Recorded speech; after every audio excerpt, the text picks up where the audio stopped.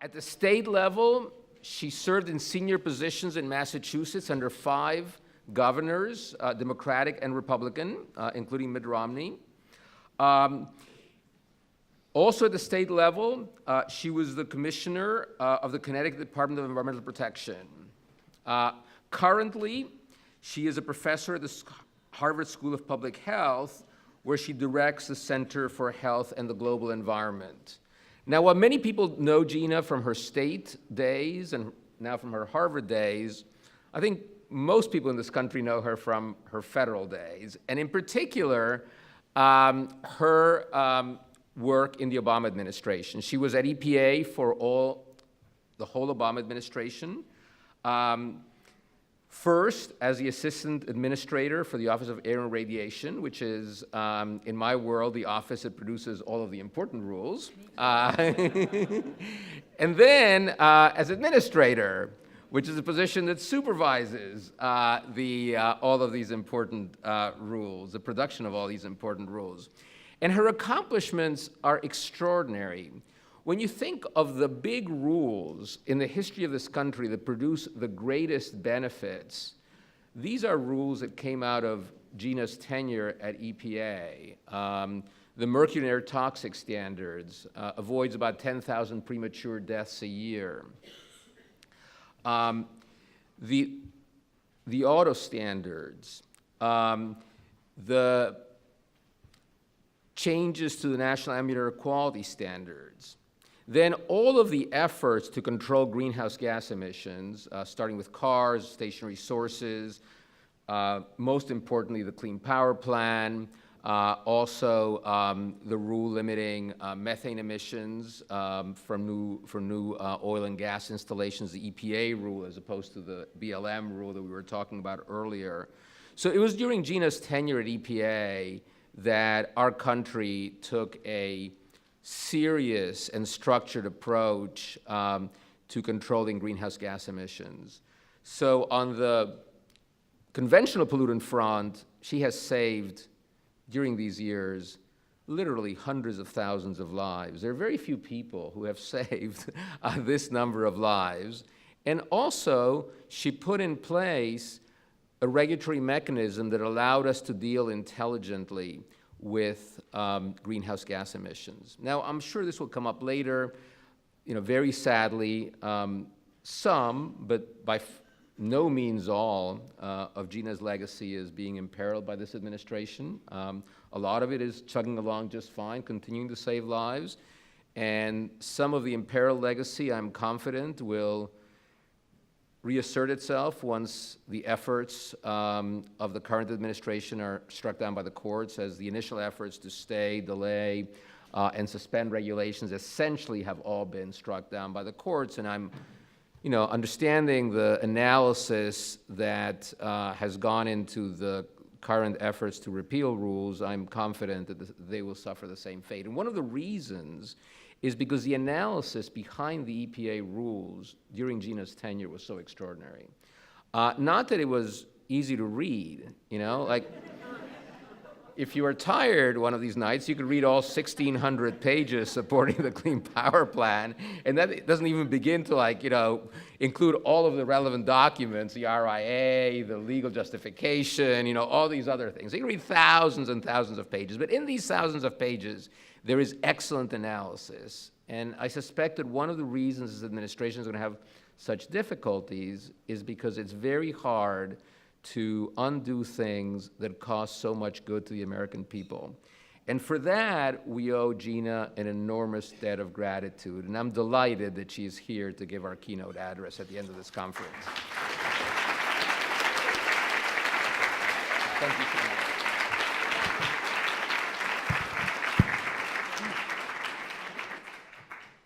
That's way too taller, I'm way too short.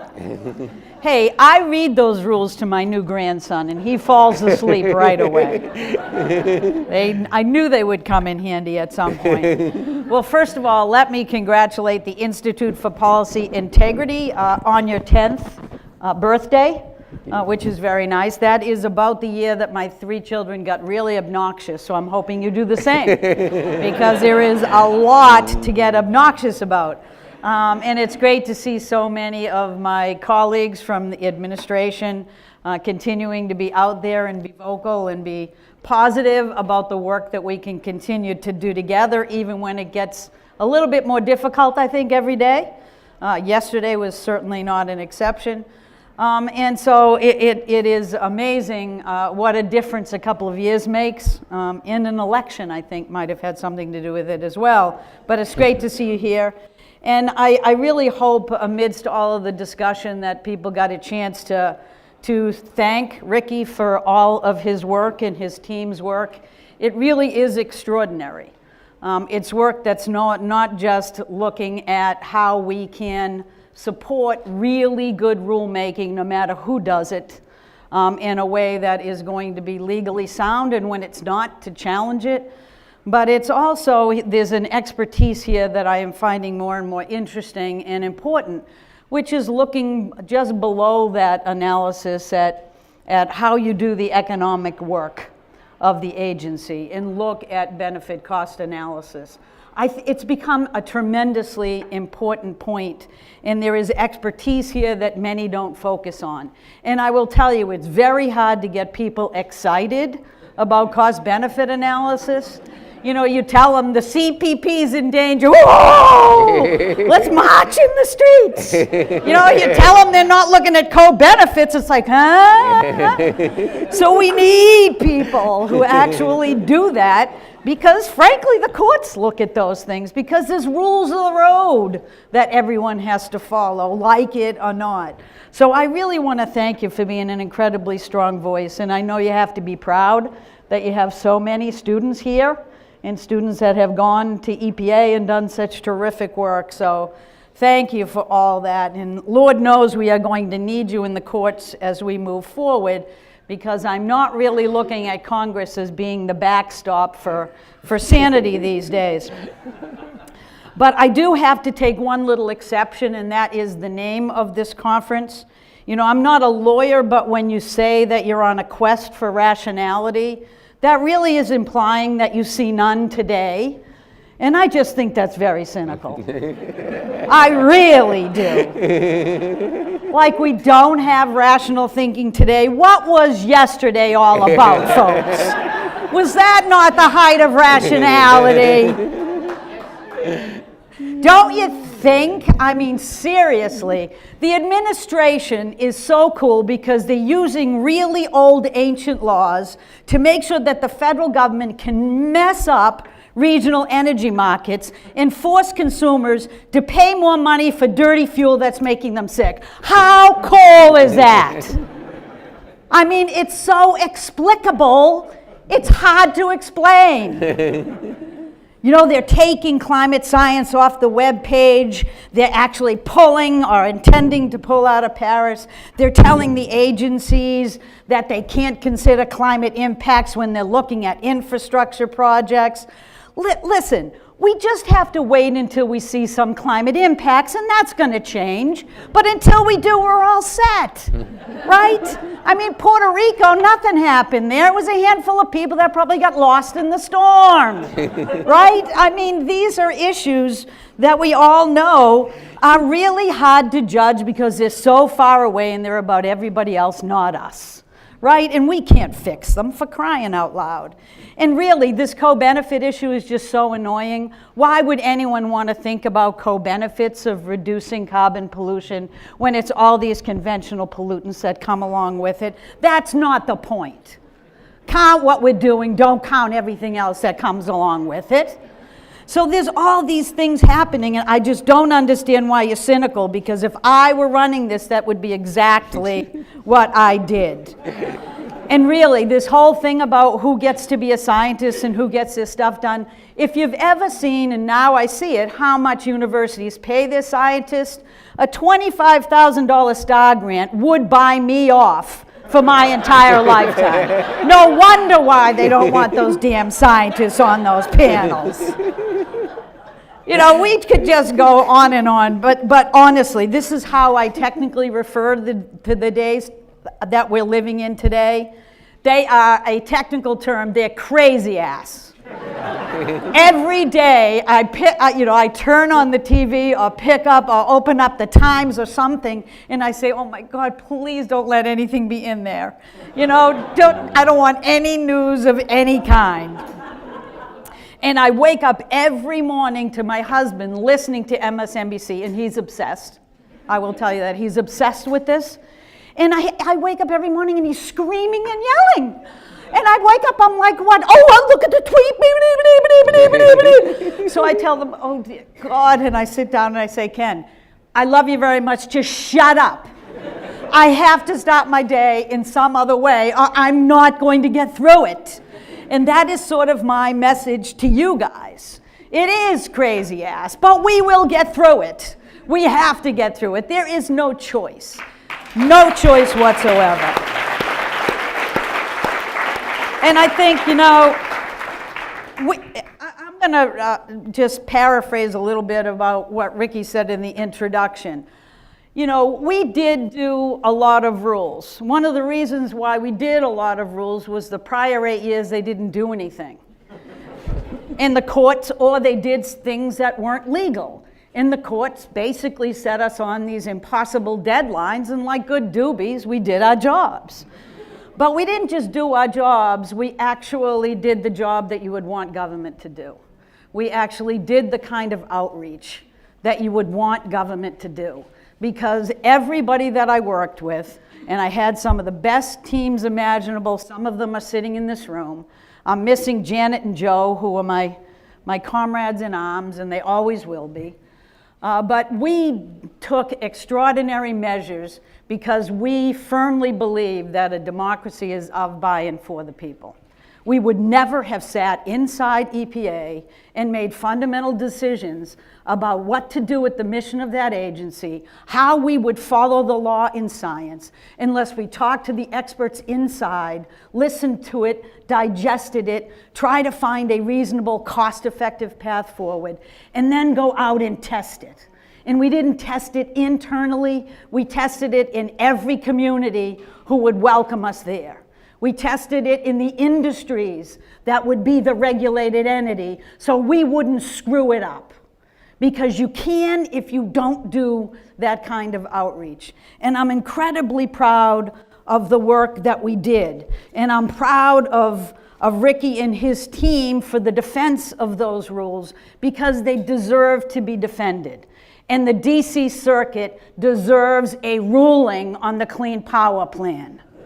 So if you mind just telling them that over and over again.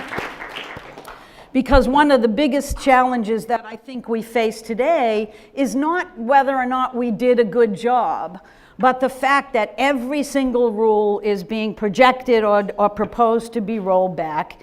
Not just rules that we did, but rules that have been standing for many administrations that are fundamental, not just on carbon pollution, but on traditional and conventional pollutants. And these kind of rules matter.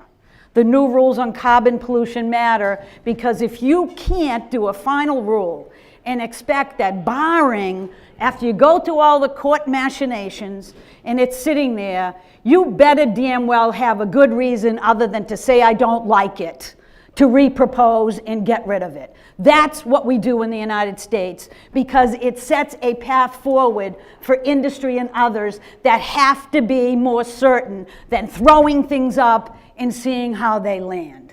That's not how we do business. And frankly, the challenge we face today is they're looking at these rules and sucking it up, knowing that they really can't get rid of them in their standard form because we did it right. We followed the science, we gave a normal interpretation of the law and followed the mission of the agency, and they don't like it, so instead of attacking just the rules, they are attacking the underlying science. They are attacking the way that cost-benefit is done and trying to change all those standard rules of practice that have been around forever. And frankly, when Reagan in 1981 decided that every new rule needed a cost-benefit analysis, I thought that that was the road to hell paved with bad intentions. I still do sometimes. However, These are rules of the road, and you damn well better follow them. And if you don't, you're going to have people like this who challenge it in the courts, and you're going down. That's it. So my most important message before we sit down and chat is that you cannot ever be like my husband. You cannot get down. As bad as yesterday was, you got to pull yourself up in the morning, you got to look around, you got to remember that yes, the CPP's in limbo, but guess what? Clean energy has taken off in it. It ain't changing. And no matter what ancient law you put out of your head, sorry, I almost said the wrong word, pull out of your hat, or the other end, it's not going to change. Because we have made progress and we are not ever going back. So stand tall, stand together. Turn the chaos of this democracy into a reason why every single one of us has to stop being complacent and get up and march. Because if that's what it takes, that's what we did in the 60s, that's what we did in the 70s. So all you young people, buy bell bottoms, wear mattress shirts, get out. Information is still power. That's what we have to bring to the table. Thank you very much.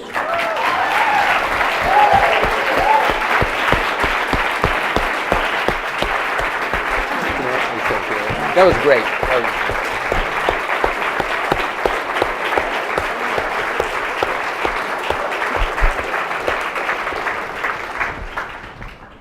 I think maybe I've had too much coffee. You know what I say to that? Get over it.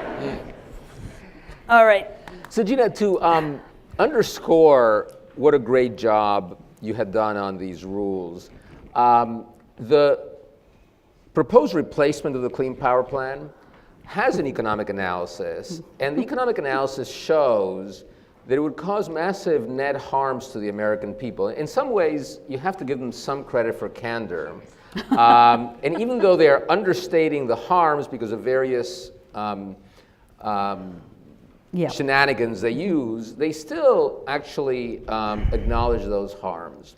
And the other thing they do, interestingly, is they say that EPA is in part at least exercising its discretion to pick this. They also say in part that it's compelled by law, but they want to say that it's an exercise of EPA's discretion because they want to get the benefit of Chevron deference. Mm-hmm. So we have a situation where EPA is exercising its discretion to cause massive harms, massive net harms. They don't have any sort of countervailing benefit to the American people.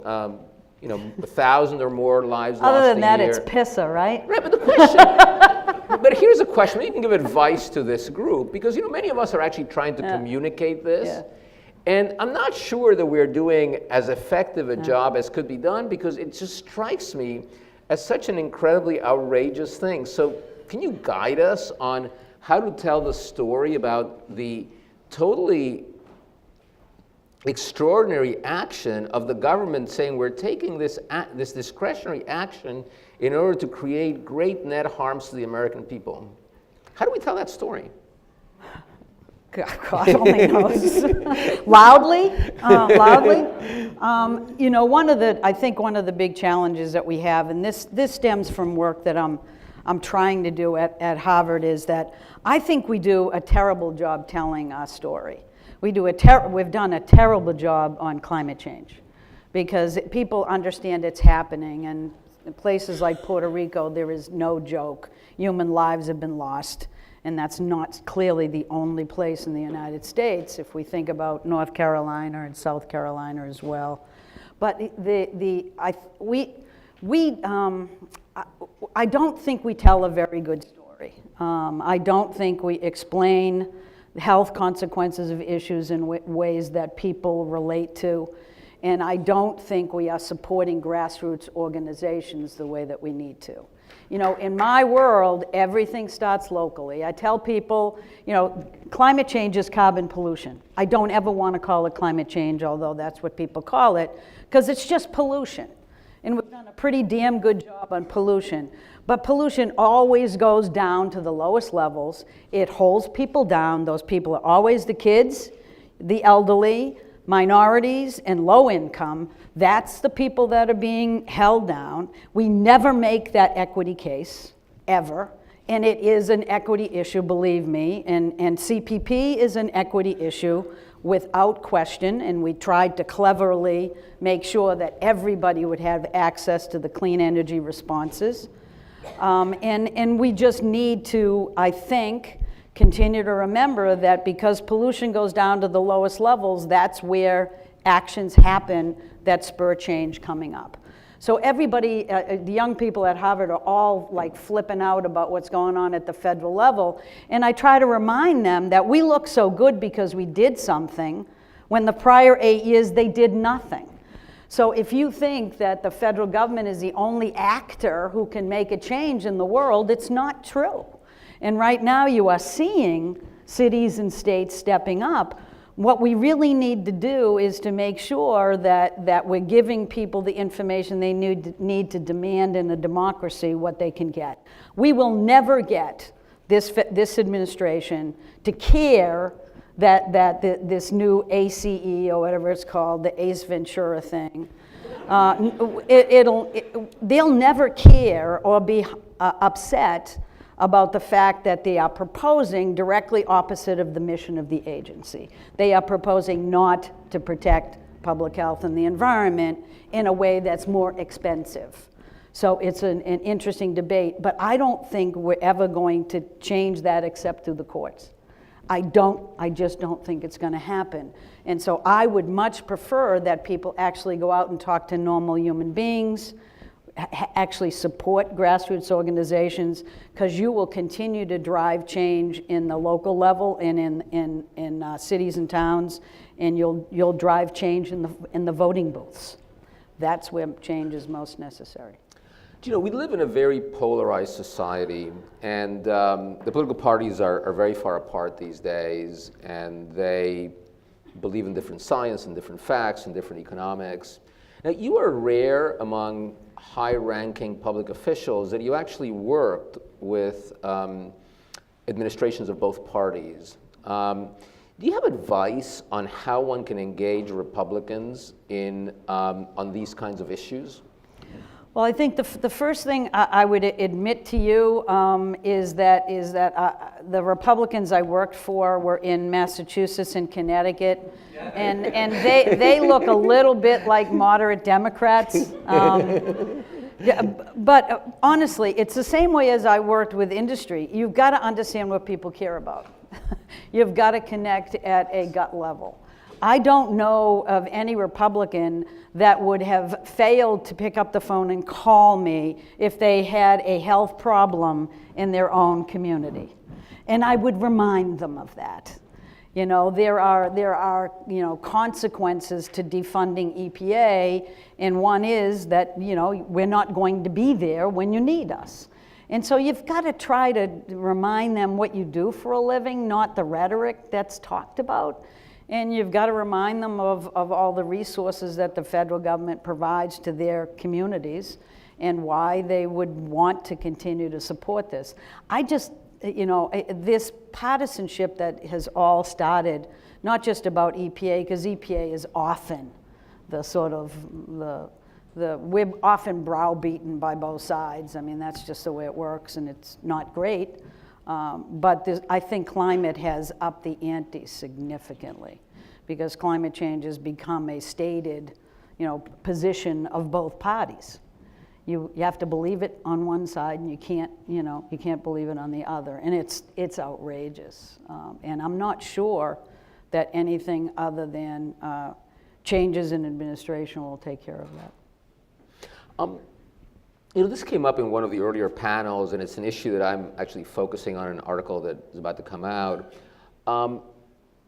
It is the case that coal miners are going to end up being worse off as a result of very necessary environmental policies. And it's kind of not their fault. On the other hand, it would be crazy to say that because of their problem, we can't take actions that are going to have these enormous net benefits to the country. But is there a way to take their plight seriously? And I know that you all did try to do that in the Obama administration. It was actually Republicans who thwarted you along the way because they I think, prefer to use coal miners as sort of a political statement than actually address the, the very real issues that were affecting them. Is there an intelligent way to deal with this so that they don't get, so the coal miners actually get some help that they probably should get and don't get used as political pawns in this like sort of broader existential debate between the parties? I think the only way, I think, to deal with it is to recognize that, and I think it's one of the challenges we face today, is there's a lot of people who feel like they have no power and that the world is changing at a pace that they cannot keep up with. They're just being left behind, and I actually think many people are being left behind. So I think it's well beyond the coal miners. But I have to say that the way in which the folks that represent those states have behaved, I find incredibly disreputable. I have to say it, because it just really upsets me to go and try to tell people that you're going to reverse the way the economic trend is going. And that's the only way you can get elected, so you keep telling people that, when they know as well as anybody that the coal industry has been declining since the 80s, and that people have been losing their jobs. People in the mining industry are very unhealthy. There are significant challenges in those communities with poverty and opiate addiction and everything. It is time, and I think the only way to do it is to have a concerted effort to try to boost up the economies in those areas and get them into the next generation of jobs. I don't know any other way to do it. But the United States doesn't do well at that. I've asked people, do you have an example of when we've done this before? And the answer is no. The economies shift, people just shift. I will say that I spent a little bit of time when I was at the School of Public Health doing a fellowship, and Governor Beshear was there, who was the governor in Kentucky. And he was one of the first states to really jump on board of the Affordable Care Act. And he is a remarkable leader, and we spent some time talking, because one of the things that he did was to recognize that in his state it's split. You have heavy coal in one area and not in another. And he used the Affordable Care Act to build healthcare facilities and put people to work in coal country. He decided that he would direct a lot of the resources there because the state was saving so much money by jumping on board. And you need to have that kind of state and local leadership in order to define how best the federal government can actually go in and provide an intervention. But it's money, it's resources, it's retraining, and it's recognizing that communities, that you still need to protect the environment in West Virginia, just like everywhere else, because frankly, there are a lot of people who have not any clean water to drink in West Virginia, and we have to figure that out. Turning to a different embattled group, let's move from coal miners to EPA career employees. So, should we say who's worse off? So this wasn't a good week. No. The head of the child office was put on administrative leave. The science advisor apparently is being phased out. And this is not, it wasn't that unusual a week. We sort of hear about things like this from time to time. What advice do you give? And I assume you actually, and here is hypothetical. I assume that it probably happens in real life as well. What advice do you give to some senior EPA career person who's been there for quite a long time across several administrations, if they ask you, should I try to stay through this? Well, I had, one consistent piece of advice for them before I left, and that was to sit in the chair and keep your ass there for as long as you possibly can. I did not know that it would be as difficult as it is. Frankly, under Scott Pruitt, the disrespect for the career staff was palpable, and it was really hard to see, a handful of inexperienced folks come in and rewrite rules without the input of the career staff or with the input and ignoring it. I think that the new administrator, Wheeler, is much more respectful of the staff. Does that mean the decisions are going to come out differently? Not likely, because everybody takes that job, and I think he did, knowing what the wishes of the president were. So I think that the challenge that you're seeing now is I think the fact that President Trump had proposed some changes to be able to quickly fire and get rid of a number of career staff. When that failed and the courts wouldn't allow those changes, the labor unions challenged them. I think what you're seeing now is reorganization in the regions and in headquarters, where the sole purpose is to get rid of jobs that career employers are in so that they can shift them somewhere else where they know they won't go. And that way you can start, whittling down the staff. So I'm not any longer giving them advice because, first of all, I'm not spending my time talking to them because it probably wouldn't be great for their longevity. But in addition, they're going to have to make their own decisions. I think many of the staff who were retirement age have left, but there are many, many more that are staying. And I think they're going to try to continue to do their jobs effectively. Now, moving from the depressing to the more optimistic, so let's assume that... How about those Red Sox? Is that what we're talking about? I love to talk about the Red Sox in New York City. So let's assume that... Celtics are going to be great. I'm sorry. Patriots, let's not have that conversation. I'm sorry. No. Anything that makes us feel good is great. Drinks. Oh no. Yeah, that'll be in a few minutes.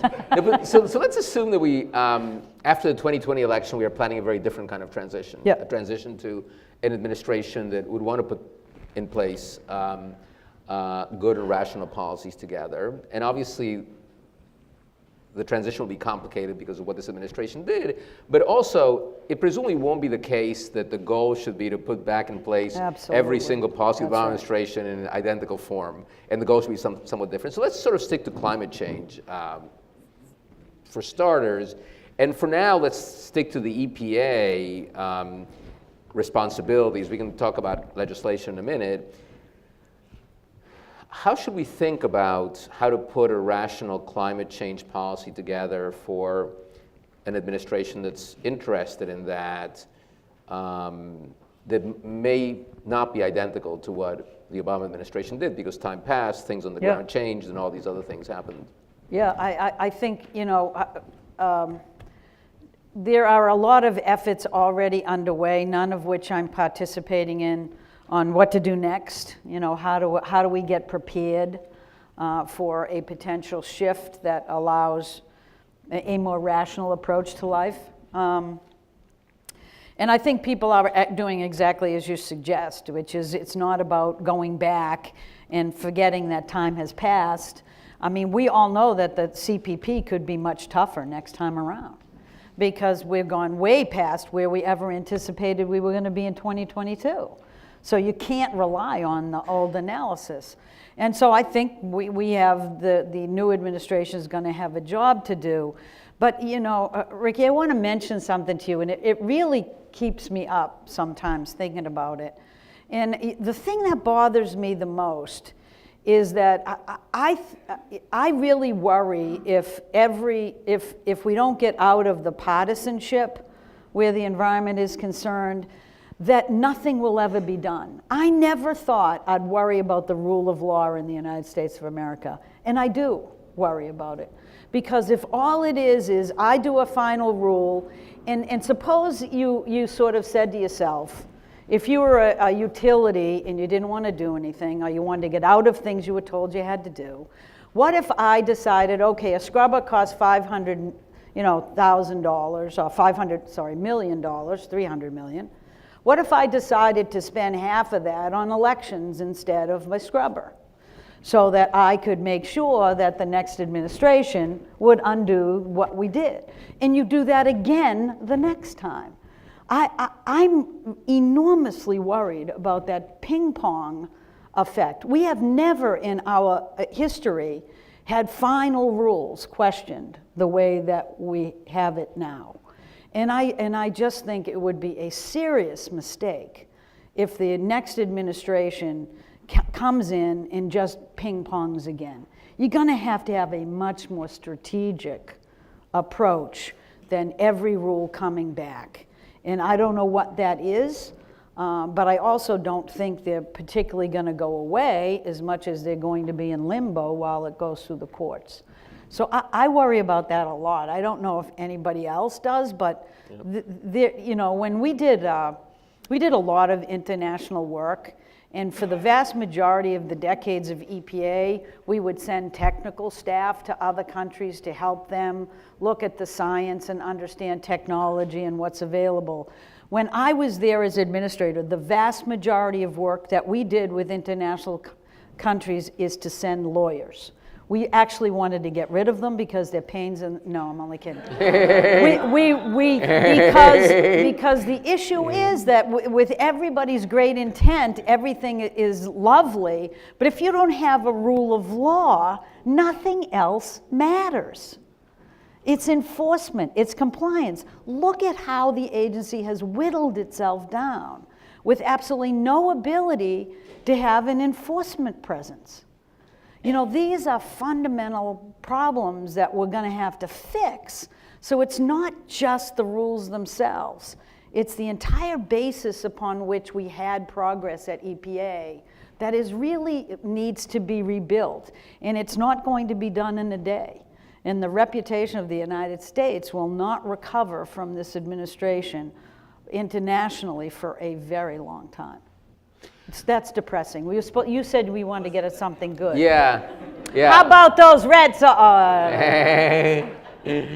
By the way, if you have questions, I will stop asking a minute and turn over to the cards. So pass cards around, and I will then read them.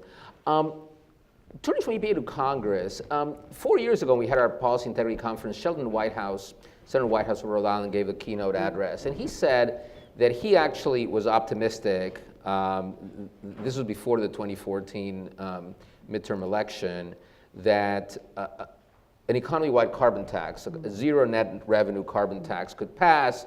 And he said that there were at least half a dozen Republican senators who had told him privately that at the appropriate moment they would come up and support it. Now, at that point, there were 54 Democratic senators. A few weeks after Senator Whitehouse's speech, a lot of the Democratic senators lost their seats, so at this point, 6 wouldn't do the trick and it would take a lot more, and so on. Do you see some scenario where there can be some agreement with Democrats and some Republicans to say, look, this sort of like sector by sector regulation is cumbersome and is difficult and so on, and you might not be able to do some trades that are desirable, and some sort of legislative solution could work better and could, is that sort of just totally fanciful thinking, or should we be thinking about that in connection with the next presidential transition? Yeah, I do think we should be thinking about that. I am much less pessimistic than I was before. I think underneath all of the drama, that there's a lot of Republicans who actually understand that climate change is happening. They understand the risks. I think the business community underneath it all is speaking more loudly than they have before about the international and the domestic risks that they face. When I'm at Harvard hanging around with the young people, they're all awesome because they get the social justice issues, which I think should be big drivers of change. But they're a little bit short-sighted in terms of understanding that life does change, and it can change very dramatically. Just as it did in the last election, it could change dramatically. And I never could have predicted that Governor Scott would ever sign a gun control law. Now, you never want to have that kind of disaster be the precipitating factor, but things change. And I am pretty confident that there will be an opportunity for congressional action. Now, the drama that I have when I talk to people is that I love this idea of a cap and dividend. I mean, that seems to be very appealing to the Republicans who are pushing for it. The challenge with a cap and dividend is that it neglects to recognize that there are some things that where public sector dollars are going to be essential to move. And I think transportation, which is the greatest, now the largest sector in terms of greenhouse gas emissions, it is going to take a lot of public dollars and a lot of discussion among the public. It's not going to be done by the fanciful wishes of one guy who owns an EV technology. It's going to have to be a lot more work to understand. And so you can't do tax and dividend for everything. You're going to have to figure out the sectors and how you address these issues. So some questions that I've been handed. Why are industry, real utility partnerships and cooperation so difficult to forge? And how can we do better in this regard? Well, the one thing that's interesting right now is that even the private sector is not being listened to by this administration. You have to understand that. I mean, they're just proposing things, and if they do it terribly and it loses in court, then they'll complain that it was those leftist judges and it wasn't really the fact that they didn't do their job. If you look at it right now, you've got EEI, the Edison Electric Institute, writing to the administrator at EPA to tell them, do not rethink the mercury and air toxic standard. They will, and they are, and they've already said so. So you can forge relationships. I think industries, you may not be able to do it in a public fashion, but we had tremendous amounts of very deep discussions with the utility industry because they knew stuff that we didn't. And if we just treated them as public enemy number one, we never would have been clever enough to get the work done. And they trusted that we could have those discussions in a way where we met their reasonable needs, but also did our jobs. And so I kind of like a lot of the utility guys. I know what makes them tick. I know what world they live in. I know their world can get better. I now know that they love renewable energy and energy efficiency, and they're investing it no matter what the administration or the rules say. So I think there are real opportunities. Big industry now is going to be a big challenge because that is going to end up being the need for huge investment in sectors that have very little margin. Utilities are easier because whatever they end up paying, they suck back from us. Right. Thank you. So another question from the audience. As much as was done during your time at EPA, looking back, do you feel you should have gone much further, especially in light of what followed? No. I understood the question, and we did, there were some things that we could have tried to do more quickly in the end. That is not my style, I have to tell you. I think you should do things in the most deliberate way and the best way you can.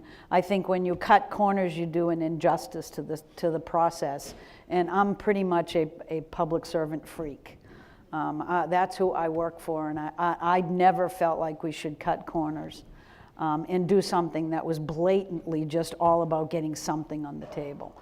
But there's always things that you wish you could have done differently and better, things that are left over. But that's part of what you do in public service. You do the best you can with the time you have. So, just following up on that. If the climate rules had been done in President Obama's first term, we'd probably be in a different place now because they wouldn't have been, the challenges wouldn't have been pending in the courts, so these abeyances wouldn't have been possible. Many of them would have gone into effect and investments have been made and so on.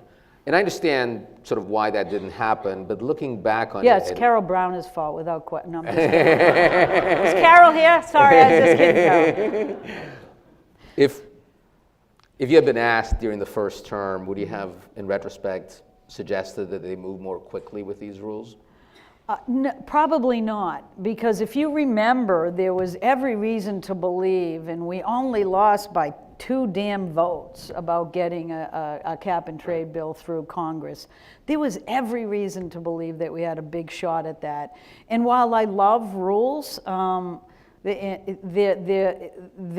congressional response to this would have been a much deeper and more effective tool at that point in time. It would have, if it had been done right, it would have taken a lot of the drama out that grew as we were looking at doing rulemaking. So I think it was the right thing to do. It didn't work. And that's as much as I can say. Okay. Changing gears, different question from the audience. How can we use the outreach and collaboration with communities that was done in your administration to create a receptivity for the renewed regulation in the next administration? Yeah. I think that's where the name of the game is right now. The name of the game and I've received calls by people who have lots of money about what they should do with, on the climate issues, and mayors who want to do the right thing, and I tell them, fund grassroots organizations, because they happen to be voters that can instigate an accountability mechanism that the rest of us from outside can't. And so I think that is what has to happen. I decided that when I left the administration, I tried to think about what I was going to do. And one of the things I decided was to go back to the public health world where I really came from, because EPA is a public health agency. That's sort of the name of the game. And when I went there, I did purposely knowing that if you want to make progress on climate, you have to talk about health. That's the name of the game. And everything you do to make the world healthier is going to also make the planet healthier. And I'm happy to not argue about climate if we're doing the right thing. Now, I'm not going to ignore it, but I'm going to try to drive change. And I started thinking about it, and everything, honestly, that we've ever made in terms of progress at EPA has been based on making the health consequences clear, and it's been based on having already been tried and true and data collected on why the systems we were relying on work at the local level and at the state level and often at the regional level. So I don't think that really creative new things come out of the federal government as much as it's driven from the bottom up. And I am not going, you're dealing with, people get so frustrated we haven't made any progress on climate. We've been burning fossil fuels since primitive people have been on this earth.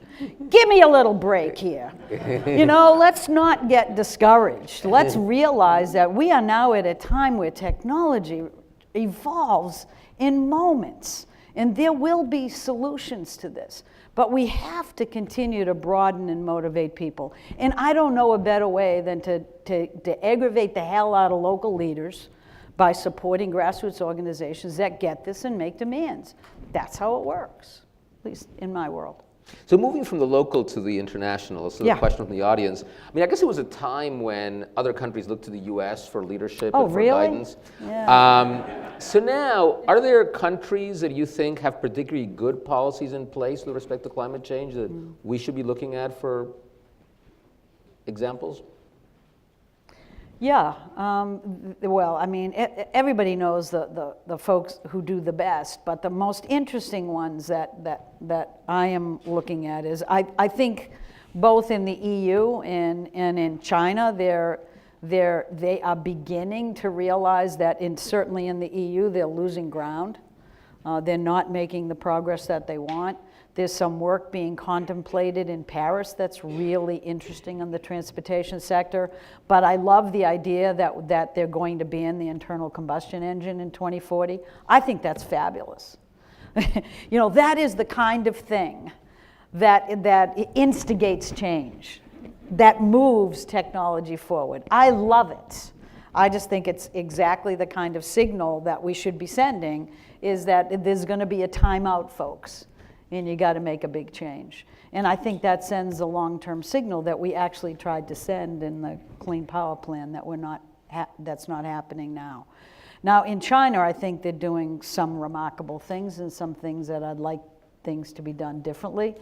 And India is beginning to sort of take some action on the solar side. There's a lot of anxiety about, the choices that they're making. But I have a hard time if people are getting healthier to not think that that's a good thing, because demand then increases, voices get heard that weren't heard before, and change continues to move forward. So good things are happening. I did a meeting yesterday that the UAE asked me to moderate, which was a panel of about 30 ministers of health from a variety of different countries, just talking about what can we do and what can be done. And it's just embarrassing to be at moderating that, knowing that the US isn't sitting at the table. So I pretended that I totally represented. Just kidding. No, I told them we had to get off our ass. I was really sorry. It's about the best I could say. But it was remarkable. I mean, it was fun. It was engaging. And I think people need to understand, honestly, that the air pollution issue is so extreme in many of these countries that it's becoming blatantly in their face that climate change is a really big problem. And it's not just air pollution, clearly, but that's why China's in the game. That's why India is beginning to move. It's not because we've been so thoroughly great at explaining climate change. And China's recognized that there is tremendous economic benefit to them to actually make change and to invest in cleaner technology that they then bring into the US and kick our butts. And I just that used to be us. So there are a number of very good questions here, but we have time for only one more. And as a last question for Gina and for the conference, I kind of like this one. I think it was meant as a serious question. I'm not 100% certain, but I'm going to ask it. So the question says, Gina, why don't you tell us how you really feel?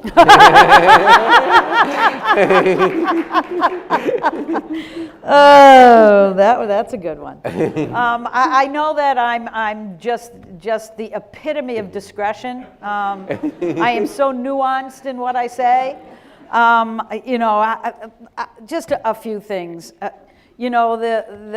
The institute here is incredibly important to keep a check even on the Obama administration, what we were doing. This is government at its best when you have folks that are clever and resourceful, and you have young people involved in learning.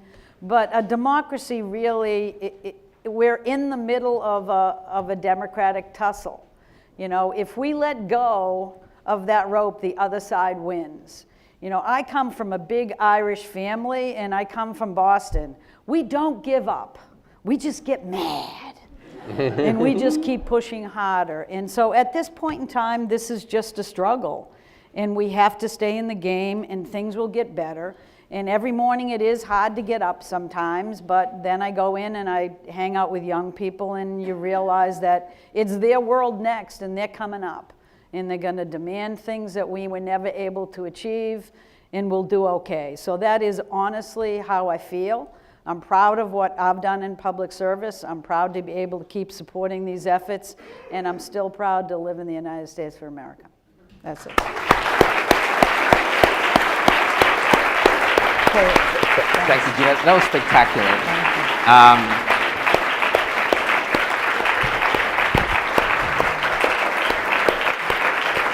So I just want to give a huge thanks to Gina. This was really a spectacular keynote address.